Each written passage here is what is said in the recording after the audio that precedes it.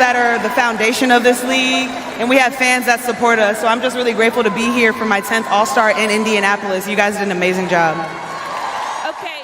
There are players who enter the league quietly, blending into the fabric of the game, learning to find their rhythm within its patterns. And then there are players like Caitlin Clark, who don't just arrive, they erupt.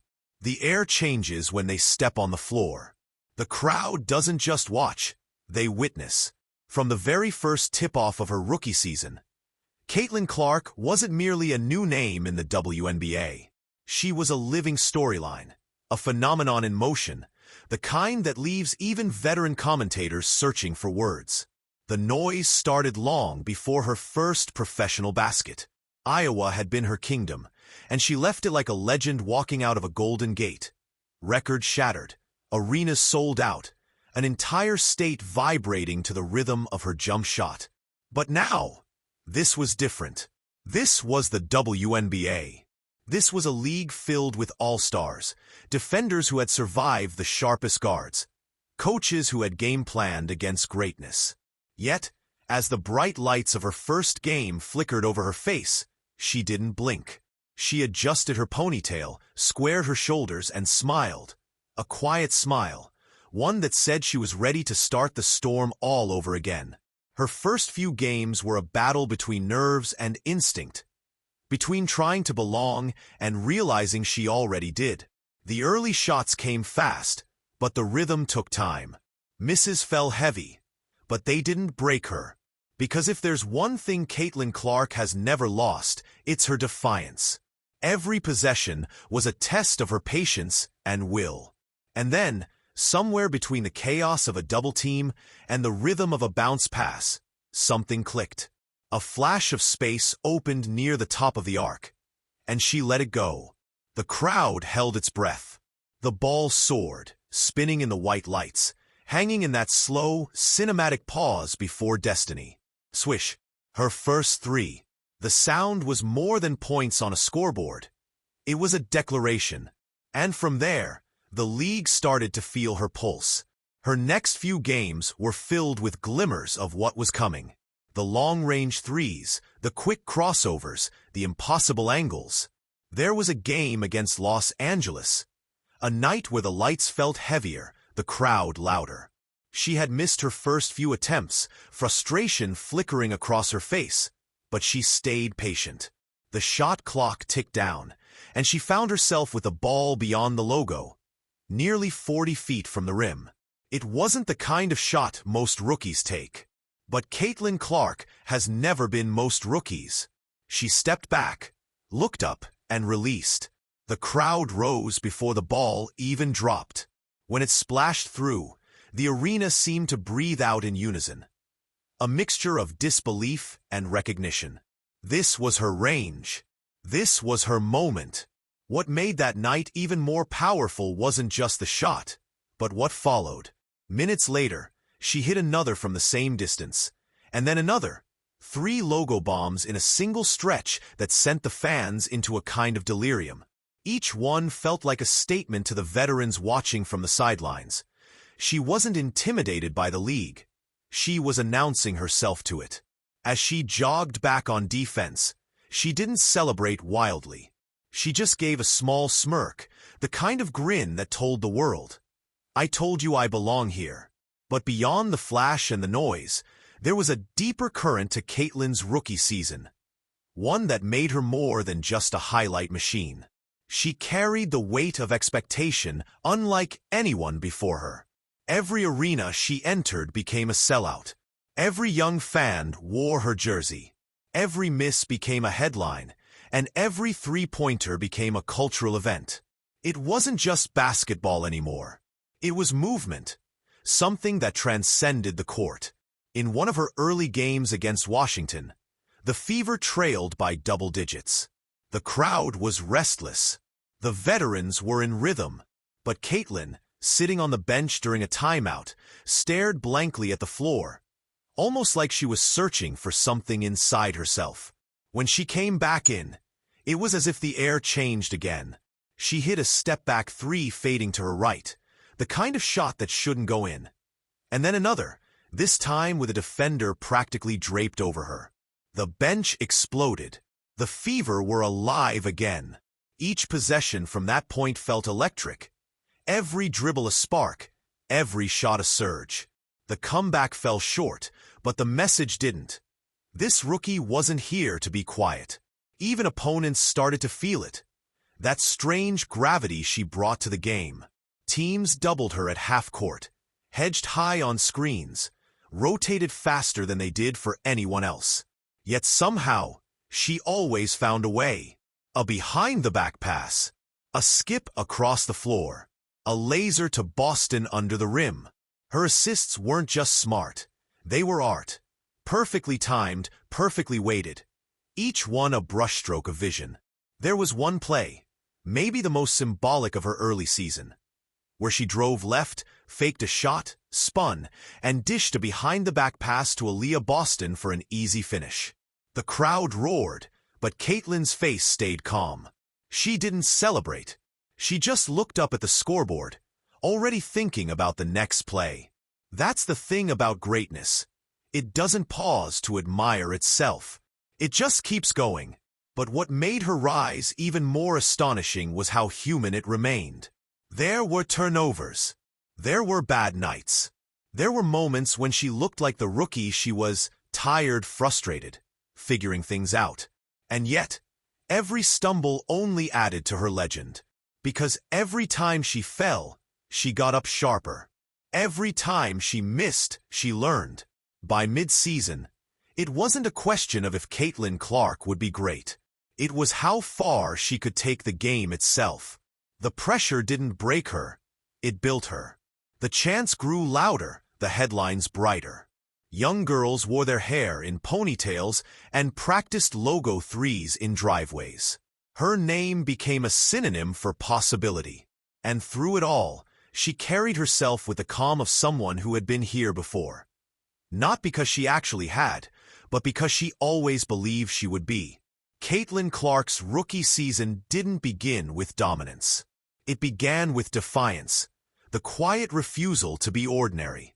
And as she walked off the court after those first few defining games, sweat-soaked, smiling, waving to fans who couldn't believe what they'd just seen, it was clear that this was only the opening chapter. The storm had arrived, and the league, for the first time in a long time, felt different.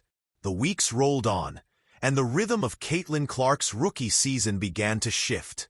The early nerves that once crept into her dribble had been burned away by experience, replaced with something sharper, an understanding of her place in the game. You could see it in the way she carried herself, in the quiet fire that lived behind her eyes every time she walked into an arena. The rookie had become the heartbeat of Indiana. Each game started to feel like an event. Crowds that had once come out of curiosity now arrived out of devotion.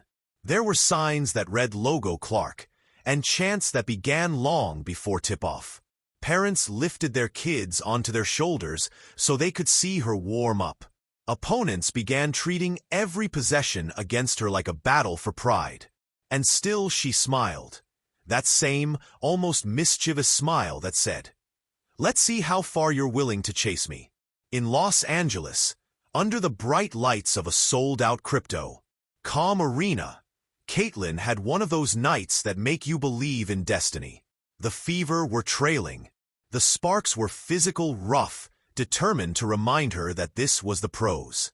She had missed her first 7 shots, her rhythm looking out of sync, her frustration quietly boiling. But pressure does something to Caitlin Clark that it doesn't do to most players. It sharpens her. With 6 minutes left in the game, she got the ball on the wing. The defense sagged just slightly, daring her to shoot. She rose. The ball left her fingertips with that familiar backspin, and the sound that followed, that clean, perfect swish, felt like a thunderclap. One shot, then another, then another. She had waited the entire night for that moment, and when it came, she turned the court into her stage.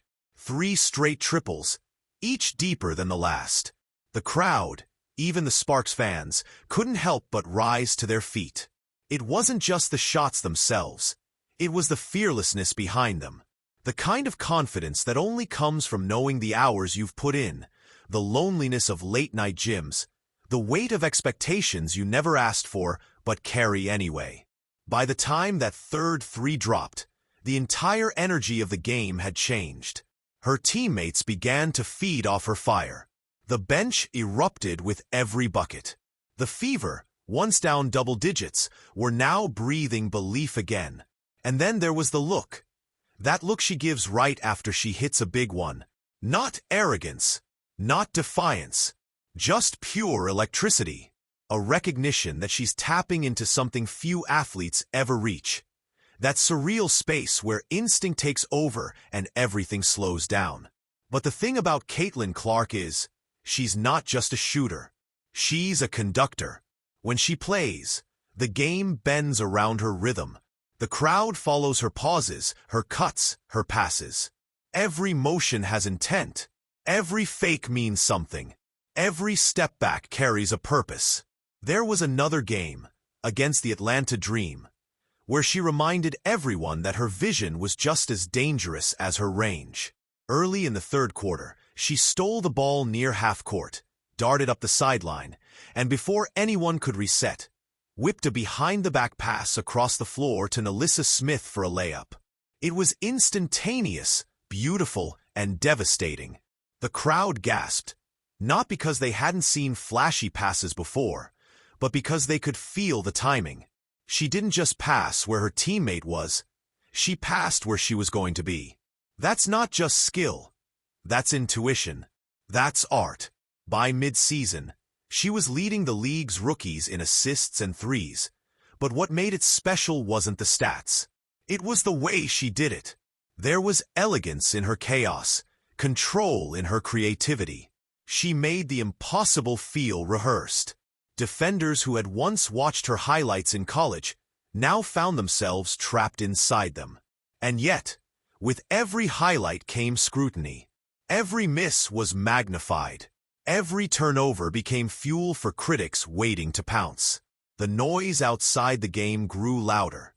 Commentators debating her readiness, questioning her defense, analyzing every facial expression. But Caitlin didn't answer with words. She answered with work. There's a moment, it didn't even make the highlight reels, that captures her essence more than any logo 3 ever could. It was a practice in June, days after a tough loss. The gym was empty except for the sound of a single ball bouncing in rhythm. She stayed after practice, drenched in sweat, repeating the same step-back move over and over again.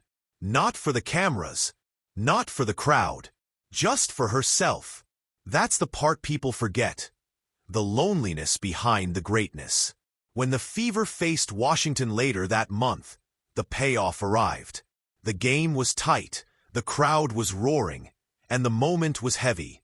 Caitlin came off a high screen, stopped on a dime, and hit a fadeaway 3 with a defender's hand in her face. As she backpedaled, she didn't even look at the rim. She knew it was good. That quiet certainty. That's her magic. And then there was the night. The one that would live forever in WNBA history. The night of the triple-double.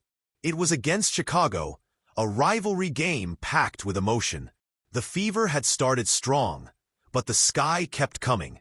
Caitlin was everywhere, rebounding, passing, scoring, orchestrating the entire floor. Each assist was sharper than the last. Each shot carried that familiar fire. By the fourth quarter, whispers started spreading through the arena. She was 1 rebound shy of a triple-double. The crowd began to buzz. Teammates knew it. Coaches knew it. And when that final rebound finally fell into her hands, the place erupted. Tears filled the eyes of fans who understood what they were witnessing. The first triple-double ever by a rookie in Fever history. As the crowd chanted her name, she simply smiled, slightly embarrassed, almost humble. But that's Caitlin. For her, it was never about the record. It was about earning it. And even in that moment of glory, she didn't pause for long. She found Kelsey Mitchell on a fast break seconds later with a pinpoint pass. Her 13th assist of the night. That's the thing about her. The celebration never overshadows the mission. That triple-double wasn't just numbers on paper. It was a culmination, a symbolic stamp that she belonged not only in the league, but among its best. Yet, what came next would redefine what belonging even meant. Because Caitlin Clark didn't just want to belong to the WNBA. She wanted to change it. As July turned to August, her confidence reached a new level. She wasn't just reacting to defenses anymore. She was predicting them. Her passes began slicing through double teams before they could form. Her logo threes came quicker, smoother, almost casual. There was an ease now, but also an intensity. The mark of someone who knew exactly who she was. And then came the silence. The kind of silence that follows after something unbelievable happens. It was late in the fourth quarter. Tied game. Seconds left. She caught the inbound near midcourt. 1 dribble. 2. Step back. Fade. Deep 3. The ball sailed through the air as if the universe had slowed to watch. Swish. Game. The roar that followed wasn't just celebration. It was catharsis. Every sacrifice, every doubt, every ounce of pressure she carried burst into sound. Her teammates mobbed her. The arena exploded. Somewhere in the chaos, you could see her eyes glisten. It wasn't joy. It was relief. Because for all the fame, for all the lights, for all the expectations, she just wanted to play the game.